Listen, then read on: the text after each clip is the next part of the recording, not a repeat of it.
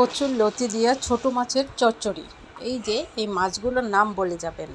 মাছগুলো ধুয়ে নিয়েছি, কচুর লতি এই যেভাবে বেছে নিয়েছি। পেঁয়াজের পেস্ট 2 চামচ, হাফ চামচের কম রসুনের পেস্ট আর তেল দিয়ে দিলাম। লবণ দিয়ে ভালো করে একটু ভাজা ভাজা করে নিব, কাঁচা গন্ধ যাওয়া অবধি পর্যন্ত। জিরার গুঁড়া, ধনিয়ার গুঁড়া, হলুদের গুঁড়া, মরিচের গুঁড়া দিয়ে দিলাম। সামান্য পানি দিয়ে কষিয়ে নেব। তেলটা উপরে উঠে গেলে লতিটা দিয়ে দিব। এই তেলটা উপরে উঠে গেছে আর লতিটা দিয়ে দিব।